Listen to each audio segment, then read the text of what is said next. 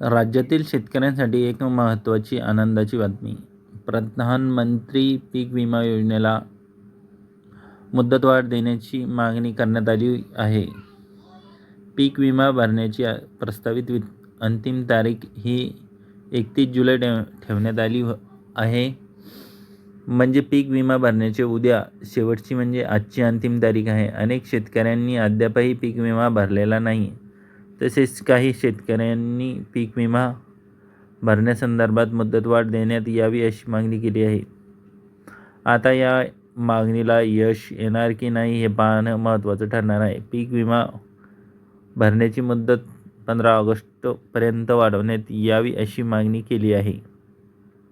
खासदार ओमराजे निंबाळकर यांनी केंद्रीय कृषी मंत्र्यांना लिहिलेले पत्र.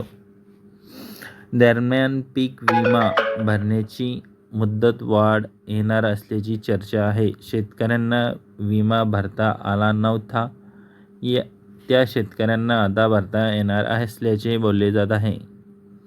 शेतकरी पीक विम्याच्या लाभापासून वंचित राहू नये म्हणून हा निर्णय घेण्यात आलेला आहे. दरम्यान पीक विम्याची मुदत वाढवावी या संदर्भात शिवसेना शिंदे गटाचे खासदार ओमराजे निंबाळकर MP यांनी केंद्रीय कृषी मंत्री Shivraj Singh Chouhan, union agriculture minister Shivraj Singh Chouhan यांना पत्र लिहिलं होतं.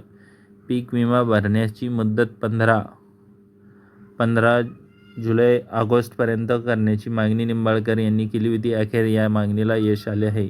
तांत्रिक अडचणीमुळे पीक विमा प्रधानमंत्री फसल विमा योजनेअंतर्गत पीक विमा अर्ज भरताना अनेक शेतकरी बांधवांना ऑनलाईन पोर्टलवरील तांत्रिक अडचणींचा सामना करावा लागत आहे. वेबसाईट वारंवार बंद पडणे, सर्व्हरमधील समस्या तसेच ऑनलाईन अर्ज प्रक्रियेत येणाऱ्या अडथळ्यांमुळे अनेक पात्र शेतकरी पीक विमा योजनेच्या लाभापासून वंचित राहण्याची शक्यता निर्माण झाली आहे. केवळ तांत्रिक अडचणीमुळेच कोणत्याही पात्र शेतकऱ्यांचा पीक विमा अर्ज राहू नये यासाठी केंद्रीय कृषी शेतकरी कल्याण मंत्री शिवराज सिंग चौहान यांनी